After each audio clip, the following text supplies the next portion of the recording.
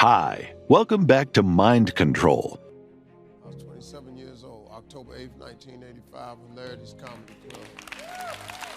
Walked in the comedy club, first time in my life, won amateur night, $50.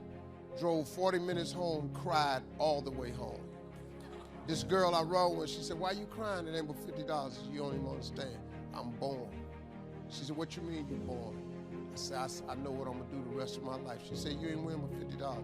I said, "No, I've been praying my whole life, God, what is it? My life gotta be more than this." I won that comedy competition. I went to work October 9th, the next morning, and quit my job. I'm gonna tell you something. That decision cost me everything I had. I lost everything. I lost my family. I lost friends.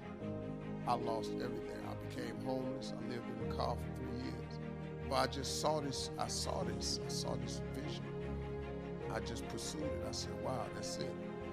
You have to take chances in life. If you don't take chances in life, you'll never have the life God has for you. Life is about risk. If you play it safe in life, you ain't gonna have much of a life.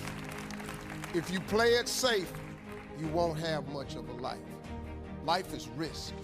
It take courage to pursue your dream. I just did it.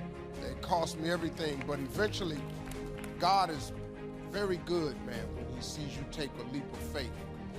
He supplies you everything you need. Now, it's gonna cost you something. But most people are not willing to pay what it costs to go after your dream, because you're gonna have to hurt a little bit. And most people don't like being uncomfortable. If you don't want to be uncomfortable, please do not pursue success, because success is a very uncomfortable feeling. And I just learned to be comfortable being uncomfortable. If you can get that in your head, this too shall pass. Every moment of everything you've ever gone through, God got you through. You didn't even realize it. He just got you through. You can't name one thing he didn't pull you through.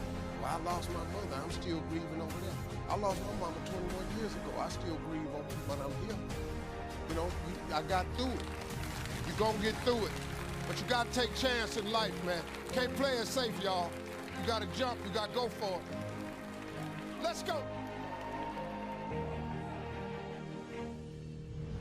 I've had it with being broke, and I've had it with lying. I've had it with being embarrassed over not having any money in my pocket. I promised myself that day that this would never happen again. I picked a day and an amount, and I said, I'll never carry less. It was one of those reasons that still affects my life after all these years. So I now carry a few $100s in my money clip. I do that for two reasons, I guess. One reason is the way it makes me feel. That special feeling of having plenty. Mr. Shove said to me, the first $500 you earn, put into your pocket, not in the bank. It feels much better in your pocket than it does in the bank. I've found that's true. But I also carry plenty in case I bump into another Girl Scout who's selling cookies. I'm ready. I remember walking out of the bank one day in Northern California where I lived at the time, and there were two little girls selling candy right outside the bank for some girls' organization. The first little girl walked up to me and said, "Mister, would you like to buy some candy?" I said, "I probably would. What kind is it?" She said, "It's almond roca." I said, "That's my favorite." She said, "Wonderful." I asked, "How much is it?" She said, "It's only $2. I thought, it couldn't be. Still $2 after all these years? I couldn't help remembering the Girl Scout and the cookies. I said, "How many boxes of that candy have you got?" She said, "I've got 5. And the other little girl standing there, she was selling candy too. I asked, "How many boxes do you have?" She said, "I've got 4. I said, "That's 9. I'll take them all." They said, "Really?" I said, "Yes. I've got some friends, so I'll pass some around." They got so excited, put all this candy together. I reached into my pocket and gave them $18. Now, when I've got the candy and they've got the money, that first little girl looks up and says, "Mister, you are really something." How about that? Can you imagine only spending $18 and having someone look at you in the face and say, "You are really something"? Now you know why I carry heavy. I'm not going to miss those chances anymore. It was a small goal, just a few $100s, but it had a big effect on my life. I have a dear friend, Robert Depew. Bobby used to be a school teacher in Lindsay, California, the olive capital. After he taught school for several years, he became a little weary of teaching and decided to get into sales. One day, without telling anyone, he quit his teaching job and jumped into sales. When he did, his brother poked fun at him. His brother said, "You're going to go right down the drain.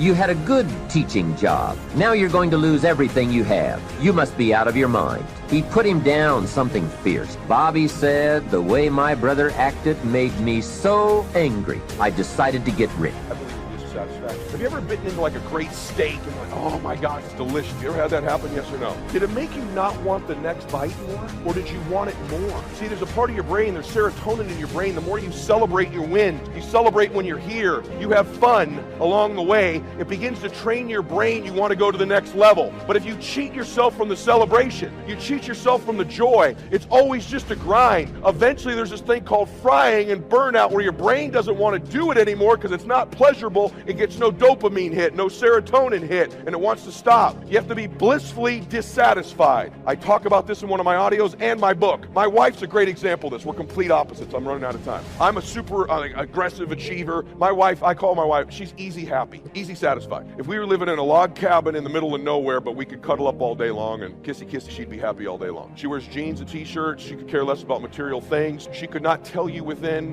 many decimal points how much money we have. I'm not even sure she knows, other than Bank of America, where any of the money is. Could care less about it. She just loves people, loves life. She's the daughter of a pastor, her brother's a pastor. She's just a happy person. And she's married to a complete psychopath. But my wife, we've been together for a long time, she's developed some, I love my wife, but I don't like her all the time. The longer, any of you that have been in a long-term marriage here, they start doing some crap, man, that just drives you crazy. Anybody relate to that, yes or no? My wife has developed this very bizarre habit. I'm not sure how it started or where it started, but when she eats pleasurable food, she moans orgasmically. So we'll be eating lasagna at the house, kids at the table, and she just started this a few years ago, and she doesn't even know she's doing it. We'll be eating, how was school today, Greg, say the prayer, and then, or like, I'm serious, or like just eating a brownie.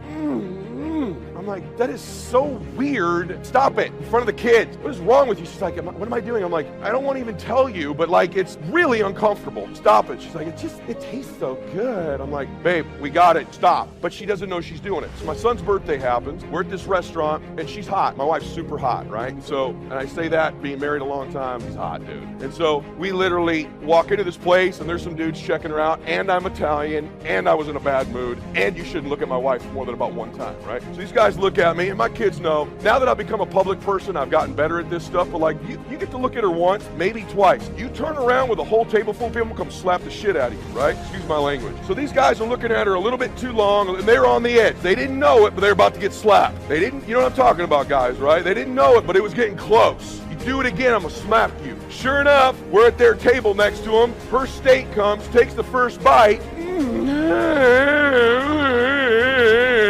You're like, oh! I can't even blame them. I'm like, stop it. She goes, what, am I doing it? I'm like, yes, you're doing it. My daughter's like, Mom, you're doing it. Sure enough, a few minutes later,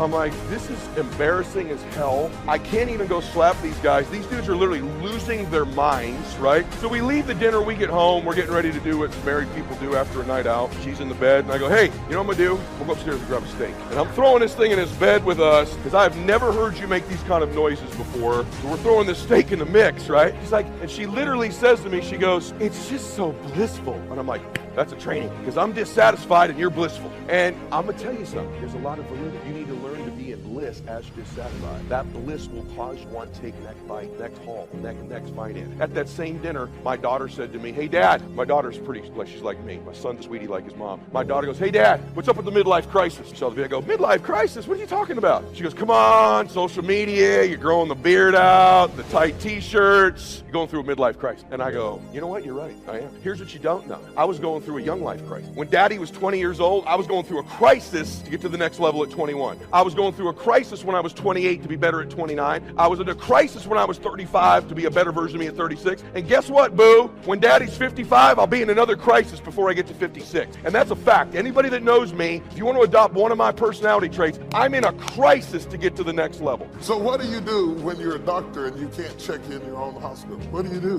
when you're walking around acting like you can't catch the flu? You don't get tired. You don't get burnt out. You don't have mood swings. You and her don't have an argument. Your kids are perfect. You phony. That's a lie. You can't raise perfect kids. It don't happen. You have perfect relationships. It don't happen. My teeth bite my tongue sometimes. They're in the same head.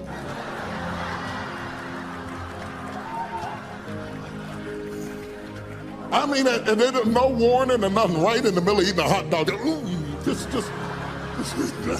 dang. Next time y'all gonna argue, would you send out a memo or something? Because y'all are supposed to be in agreement, bless God. We're supposed to be in agreement. We're supposed to touch and agree on this hot dog. I'm put all that to the side. That's the salad. Let me say something about some of this. I'm almost finished. But here's the interesting thing. Separate and apart from everything that Elijah is going through, God is preparing Elisha to be a support to the man of God. Now, it's going on while Elisha is plowing. Elisha is plowing, the son of a wealthy family, an heir to become the heir apparent to a family that is wealthy enough to have a field to plow, and at least 12 yoke of oxen meant that they were affluent people. This boy was being groomed to take over a major organization, and all he had to do was keep plowing. But while he's plowing behind the ox, he's frustrated because he has the sneaking, nagging feeling that there is something he's supposed to do with his life he's not doing. And I don't care how much people pay you. I don't care if you get the corner office at the top of a corporate building. When there's something else that you're supposed to be doing, you're not happy doing it. You're only happy when you found your spot and you're in your place and you're doing your thing. It brings fulfillment and gratification when you're doing the thing you were born to do. Bless God. You don't do it for the money. The money just comes behind the purpose. Provision comes to purpose. The provision cannot be the purpose. You'll never be happy because you make a lot of money. All money does is make you more of what you were already. If you're lustful broke, you can do it better with money. That's the truth. If you're hateful broke, you get money, you can be hateful better. People are scared to say anything back to you. Money just makes you bigger at what you were before. Thank you so much for watching till the end. Don't forget to share your thoughts in the comments section. Please also like, subscribe, and share this video with your friends and families. Please watch our other motivational videos. Thank you again.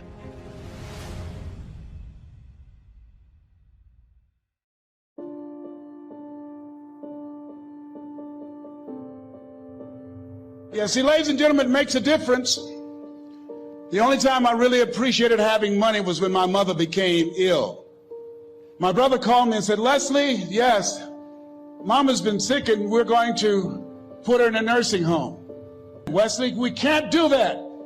Get Margaret Ann on the phone. She's on the phone. Get Linda and Leonard. They're all here. What, Leslie? Mama used to work in a nursing home. She said she never wanted to go into one. I promised her when I was 10 that I would take care of her. He said, we knew you would feel like that.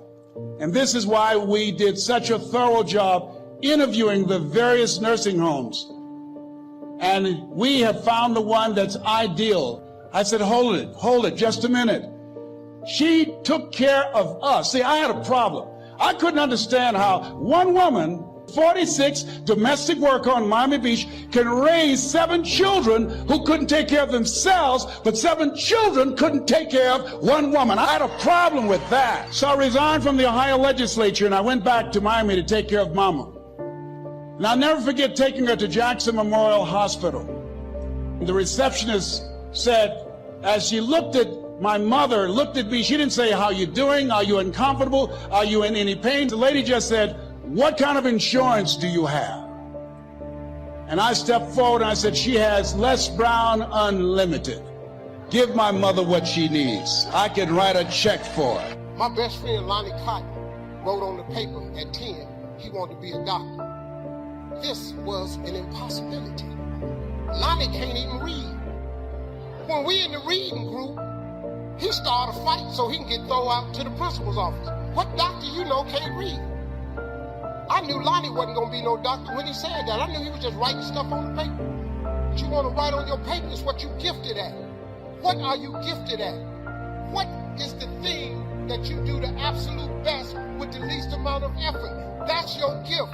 God has been been using your imagination to show you your gift. Something new is coming. It's easy to get stuck in life. When we've gone through disappointments, had a setback, tried and our dream didn't work out, we can settle where we are and think this is as good as it gets. But God said in Isaiah, I am doing a new thing. Even now it springs forth. Can you not perceive it? God is about to do something new in your life. He didn't create you to get stuck at one level and stay there. He has new opportunities, new relationships, new favor.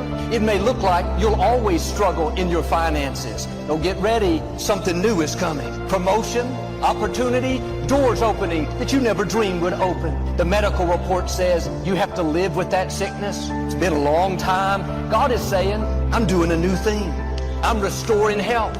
I'm breathing energy, vitality, freshness into your body. That child has been off course for years. You've accepted that he'll never change. That would be true, but God is doing a new thing. Forces of darkness are being broken. Purpose and destiny are rising up. You're about to see a turnaround. Or maybe that addiction has hindered you your whole life. You tried to stop, gone to counseling, nothing helped. This is a new day. Chains that have held you back are being loosed. What's kept you in captivity is coming to an end. Now you have to do your part and receive the prophecy. You can't go around thinking you're stuck. The problem's too big. It's been this way too long. Turn it around. Lord, I believe what you promised. Thank you that you're doing something new in my life. When Isaiah prophesied this, the Israelites were in captivity in Babylon. They had been there a long time, year after year, nothing changing. I'm sure they thought, we'll always struggle. We'll always be oppressed. Then Isaiah showed up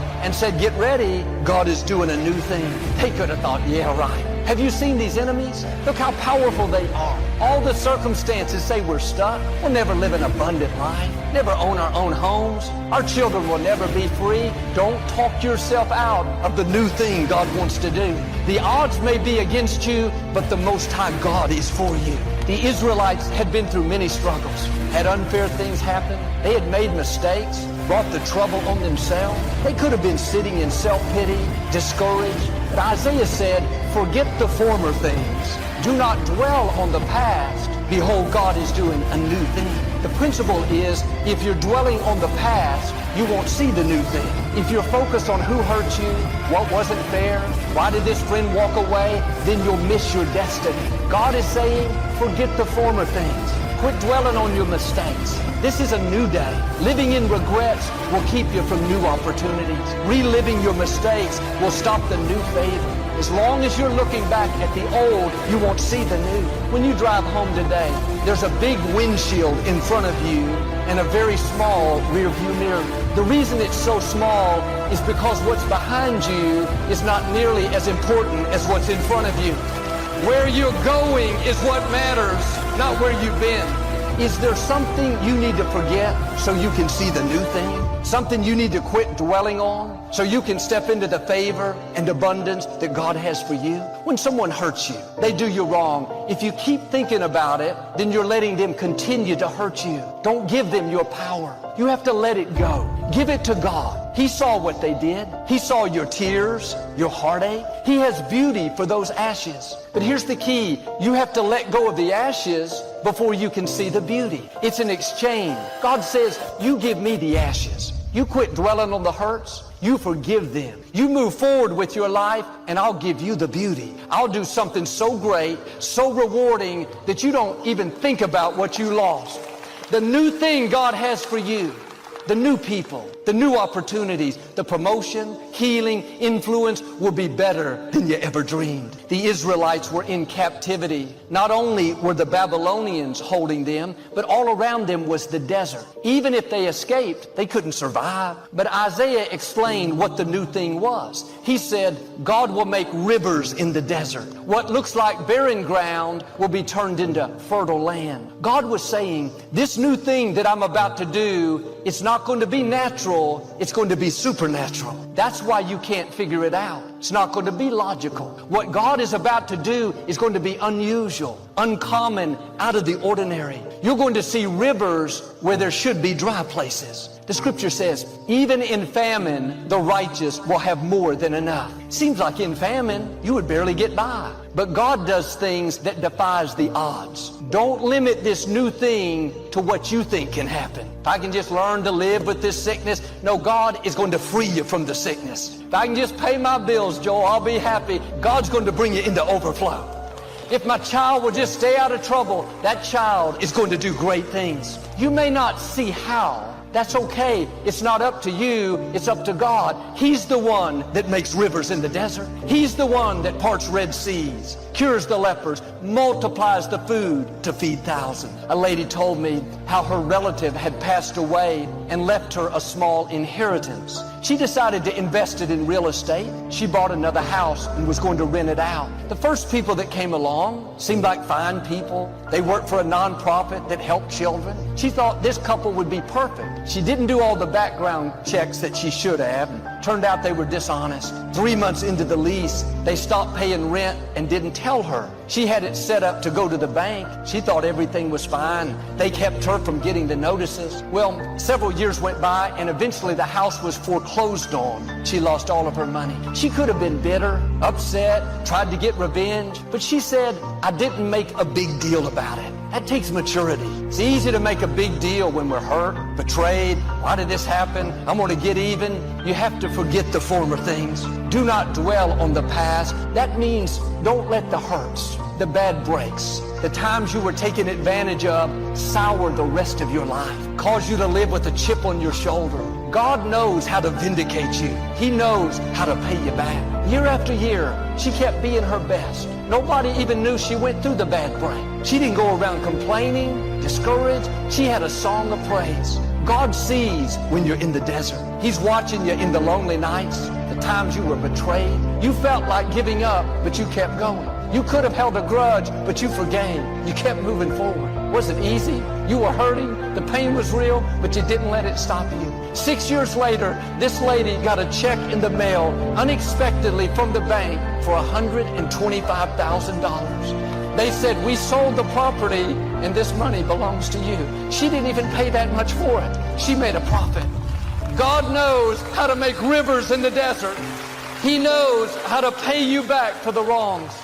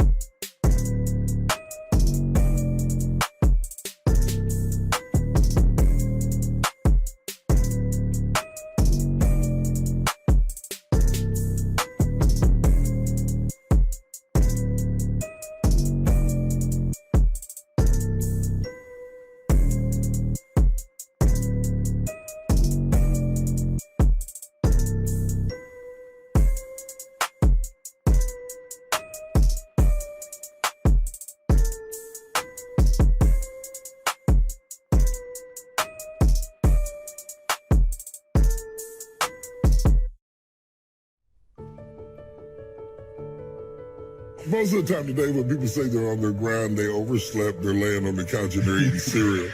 That is not what it meant in my day, and that is not what makes people successful. I've seen people who are on their grind. I've seen Steve Harvey's on his grind. I've seen people on their grind. What on the grind really is a work ethic that would blow your mind. It would blow your mind. I'm 60 years old, and everybody who works for me is younger than me, and they'll tell you, I'll work you up under the table. I'll work you up under the table. My body doesn't get the best of me. I got to get the best of it. You're in a race, and it's not a 100-yard dash. It's a marathon. You got to run, not till you get tired, but till you die. You got to work, not until somebody comes to take your place, but work till you die. Faithfulness is not starting and stopping. It's being involved in it even when you don't get any credit for it.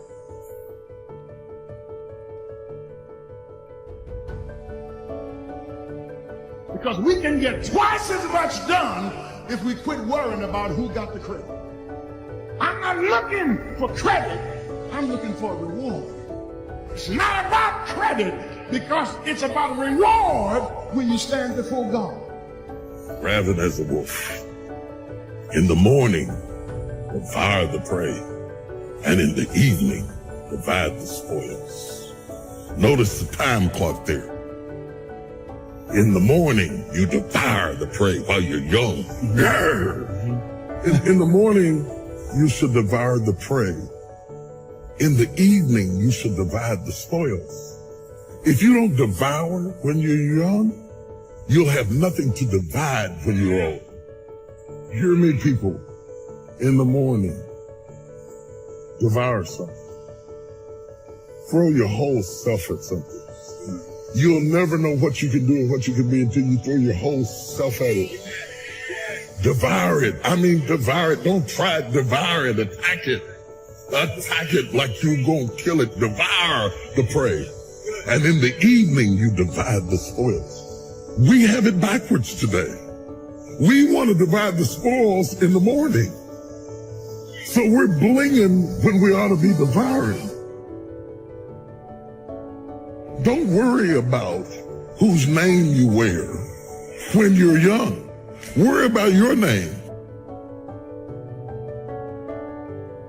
There's so often times where people, they get told no or they hit an obstacle and it's game over for them. They're just done. They're done training. They're over it. Almost nothing will happen the way you want it to if you don't force it that way. Right? You are coming against a powerful force, the enemy, nature, time. There's all kinds of things that are going against you. It's a losing battle. And if you don't use force of will, then you're not going to get it done. You have to be aggressive and make things happen. You can start to think with an aggressive mindset, which is, I am going to take action. I'm going to overcome obstacles. I'm going to push through roadblocks. I'm not going to take no for an answer. Being aggressive from this perspective isn't how you're acting. It's the decisions that you're making. What it means is you need to make things happen. I spend all my time building my dream. So when I get some time, I can live my dream. But people always try to figure out too many ways to have fun along the way. Getting to success ain't fun. It ain't fun, man. I'm telling you right now, it ain't fun at all. Now, when you get there, you can reap some of the fruits of your labor. But on the way to success, it ain't fun. It's a grind. It's a dog grind. And you've got to resolve within yourself that I can do this, that it's hard. But you've got to say, I'm the one to make this happen. I'm the one to become successful in this business. But you know it's going to be hard, but find out what will make it worth it for you. And if you want to do anything worthwhile in life, you've got to be hungry. There is an old person down inside of you that's dependent on you to be smart. It's the person you're going to be 30, 40 years from now. Do not disappoint that person by being foolish through the strongest years of your life. And then when your back is out and your knees are swollen, you can't move around, now you're out there going to get your grind on now? It is the message you tell yourself. I'm tired, I can't do that, I don't feel like. What we become what we say to ourselves. What are you doing today, right now, that's going to matter? It's going to have value, it's going to have some meaning. What are you doing today that's going to be the evidence that you were here, that you're alive, right? How do you know you were here?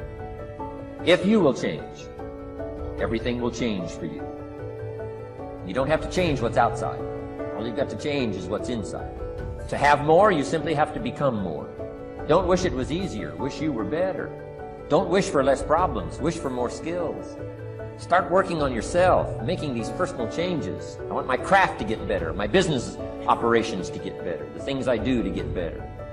Because once I picked up this simple formula, I'm telling you, it's easy to figure out where the problem is if you go to work on it. See, most people go through life, without purpose, without passion. They don't wake up on purpose, right? They go through life mechanically, just paying bills, going to work, taking care of the kids. That's all stuff that has to get done, but at the same time, you have to add something else to that. It can't only be about that. What you're doing to get by, what you're doing to stay alive. It can't be about that. There has got to be something. It doesn't have to be big. It can be small. Something that is evidence to you that says, I was here. All right? So find something you want to do. Find something you love to do, something that gives you some energy. Go through life with some kind of passion. And that passion is the way you know you're alive, right? You know you're alive, and other people know you're alive too, because when you're living life with that kind of an energy, that kind of an atmosphere, people want to be around you. They want to get close to you. They want to know who you are. Don't live life like a lot of people who go through this thing again mechanically and just like, people who don't know they're alive, right? You see, and a lot of people don't know they're alive until something happens, until some pain or disappointment shows up. But you can go through life feeling alive by doing these kind of things that leave graffiti in your life, right? That leave a mark. That's what you want to do. You want to live that kind of a life. You work hard on your job, you'll make a living. If you work hard on yourself, you can make a fortune. If you would have known me at age 25, you would have said, Jim Rohn's a hard worker. If you'd have known me, you'd have said that. I'm the guy, I don't mind coming a little bit early, staying a little bit late, I don't mind that. You'd have said, well, Jim Rohn's a hard worker. You say, well, how come he's got pennies in his pocket and nothing in the bank and behind on his promises? Well, I was a hard worker, but I was working hard on my job, not on myself.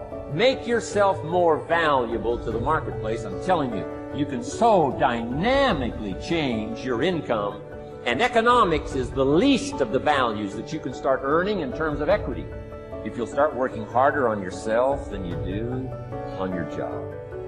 Work hard on yourself and develop the skills. Work hard on yourself and develop the graces. All of the stuff necessary to become more valuable to the marketplace. I'm telling you, your whole life can explode into change. Promotions, no problem. Becoming more valuable to the company, I'm telling you, no problem. Money, no problem. Economics, no problem. Future, no problem. If you just go to work on the right thing. Not get things out there to change. Don't try to change the seed. Don't change the soil. Don't change the sunshine. Don't change the rain. Don't change the mix of seasons. Let the miracle of everything that's available work for you, and start working on the inside. Work on your philosophy. Work on your attitude. Work on your personality. Work on your language. Work on the gift of communication. Work on all of your abilities. And if you'll start making those personal changes, I'm telling you, everything will change for you. Most of the time, we don't have someone there to keep us in line, to make us do push-ups and give us a good, swift kick in the ass when we slack off. What we have to do is we have to be our own sergeant, to hold the highest standards and allow no slack. Your problem is you start something, you stop it. You start something, you stop it. You feel good, you do it. You don't feel good, you quit. People who do stuff consistently and on time, they surpass people who talented and gifted. All men are created equal. Some just work harder. And the problem with some of y'all is you want somebody else to support your dream. It's yours. I don't owe you a dime. It's your dream. If you want it to happen, get your butt up and make it happen. If you want it to happen, rise and grind. If you want it to happen, you're going to have to do what I do, and that's get up at 3 o'clock in the morning. And you're going to have to act like you got all the energy in the world. Why? Because this is my time. This is my moment. Tomorrow. Ain't no such thing as tomorrow. We only got today. Every decision you make, the decisions you make on Monday, the decisions you make on Tuesday, the decisions you make on Wednesday, if you decide to hit the snooze button, what you're doing is you're 10 minutes away from your goal now. You just went backwards. So whatever your goals are, whatever your dreams are, whatever your destiny is, your decisions have to be in alignment with them. Now, if you want to be broke for the rest of your life, keep doing what you're doing. But if you want something different in life, you got to do something different. You got to go all in. And mental toughness says, not only do I climb that doggone mountain, I enjoy climbing the mountain. I get a kick out the mountain. I get a kick out the weights. I get a kick out of going up against the number one team. I get a kick out of fatigue. I get a kick out of the grind. I get a kick out of it. When you want to become a diamond, your whole attitude change, your whole mindset, your thinking, your relationships, the decisions that you make, how you spend your time, your energy, all of it changes. See, this is something that you can't be in this business. This business has to be in you. You take advantage of this opportunity. You let everything else go. You eat different. You study different. You practice different. It's one thing to talk about your destiny. It's one thing to dream about your destiny. But it's another thing to wake up when you know you're supposed to wake up, to say no to that party, saying no to quitting when you still got 100 more shots to make, saying no when your body's saying stop, but you put in 50 more push-ups. You can't just talk about it. You gotta be about it. Yep, it's tough. It's hard. I'm not telling you it's going to be easy to sacrifice. I'm not telling you it's going to be easy to grind. I'm not telling you it's going to be easy. But I can tell you this. It will be worth the sacrifice if you can grind your way through it.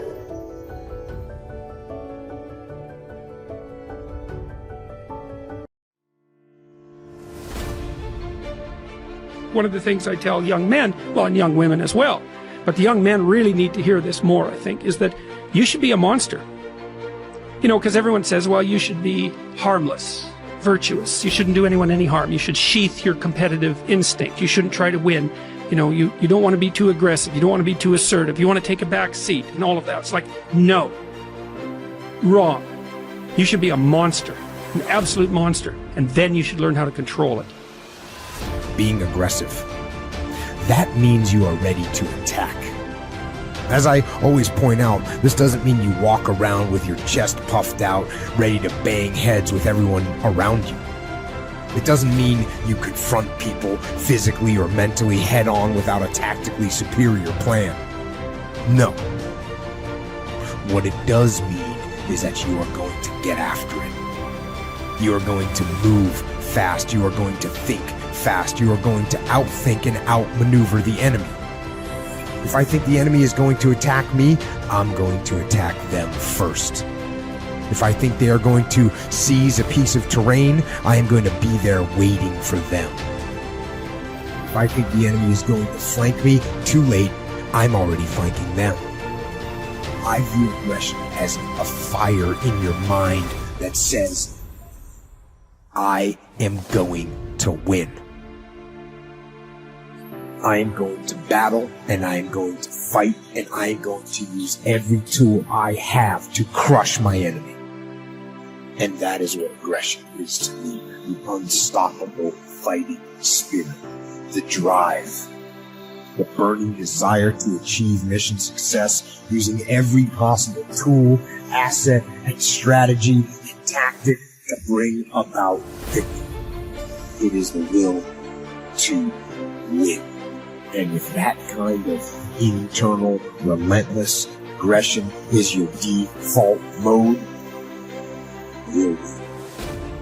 You think that your competitors are better than you? There's somebody who's going to take your position.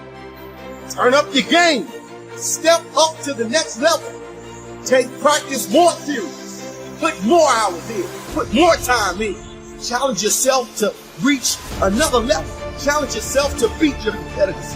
Challenge yourself to be a star. Challenge yourself to win the championship. Your haters want you to fail.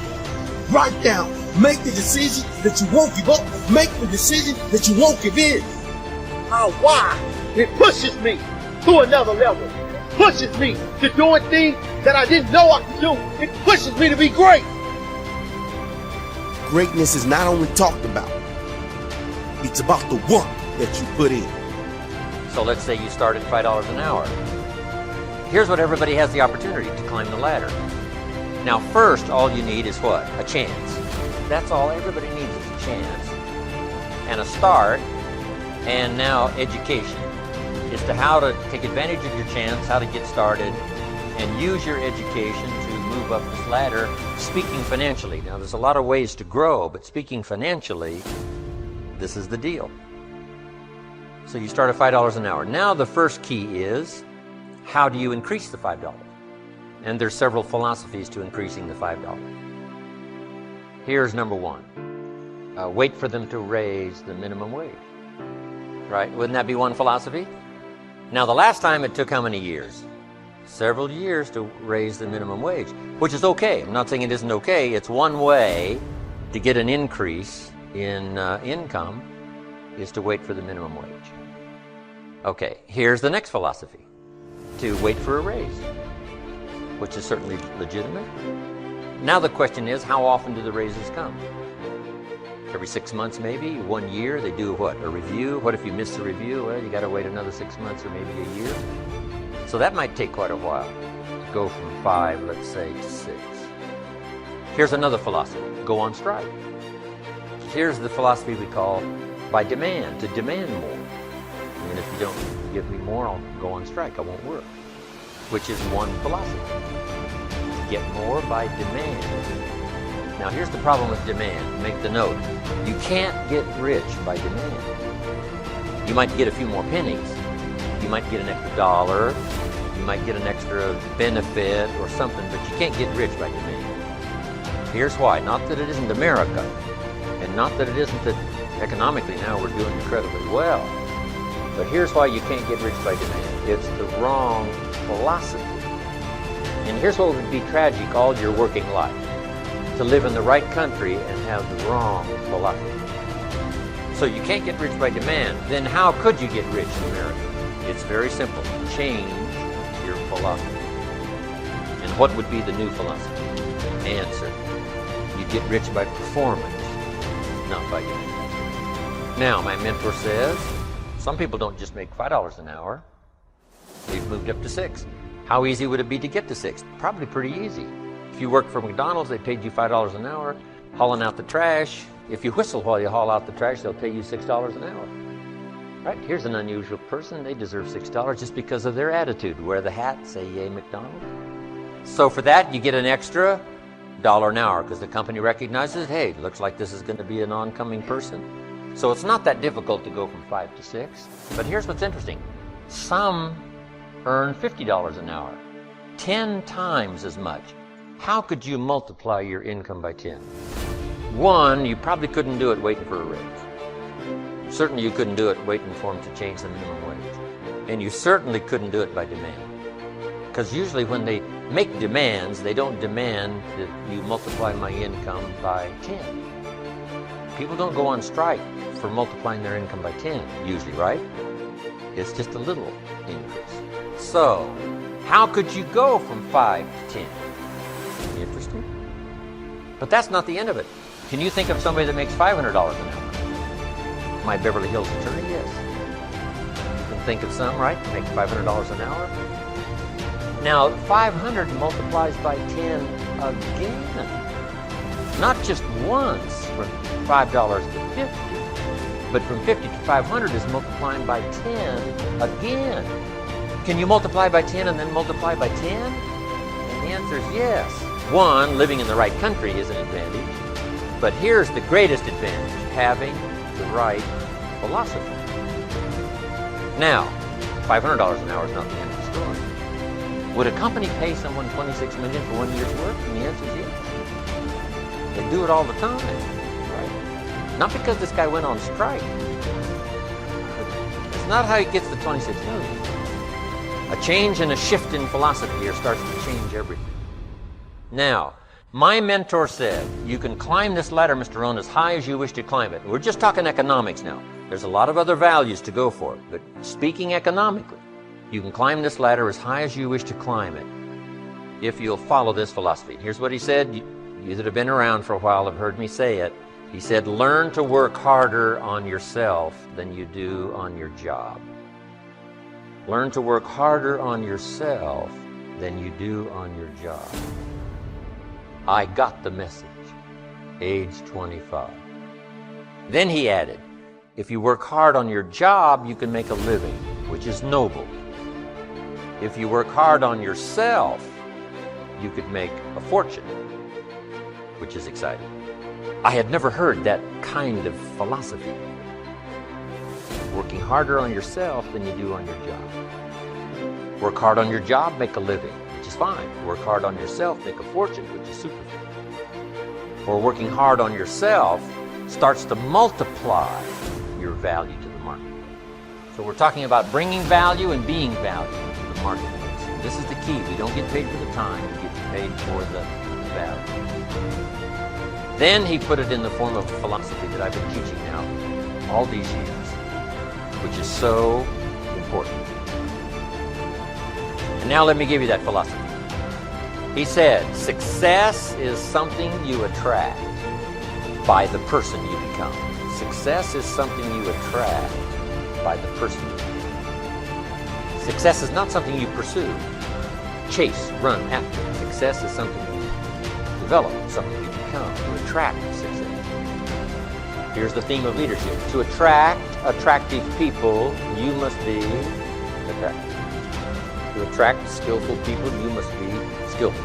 To attract committed people, you must be. So the whole key to unlock all the treasures, whether it's economic treasures or spiritual treasures, financial, social, personal, every way you can possibly think of, is by your own personal development. Attack a stroke. Many people will say, well, because they smoke cigarettes, or because of high cholesterol, or because of stress, or because of obesity, and all of those things are contributing factors.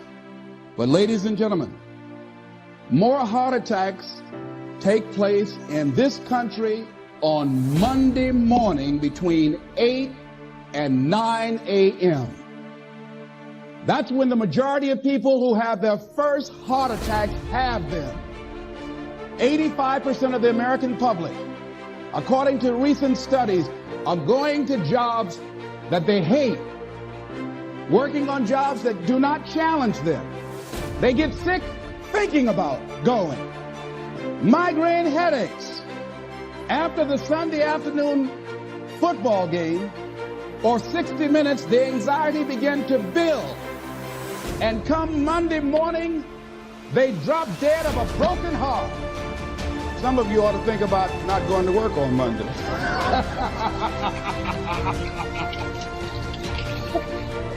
Think about that. People are literally dying to go to work. Because, see, when you go to a job and you already know how far you can go, you can already see that proverbial glass ceiling. It's like going to a movie when you've gone in the middle of the movie and you've seen the end and you sit there at the floor to start all over again, but something is missing. You know what the outcome is going to be. You can't get excited about going through that movie all over again. Am I correct? See, when you're going someplace and you already know how much you're going to make, you already know how far you can go, you're in a dead-end position. It erodes your self-esteem. It lowers your sense of yourself. It creates an inner turmoil. It creates an emptiness in you. So I say that your life is worth finding what it is that you're supposed to do.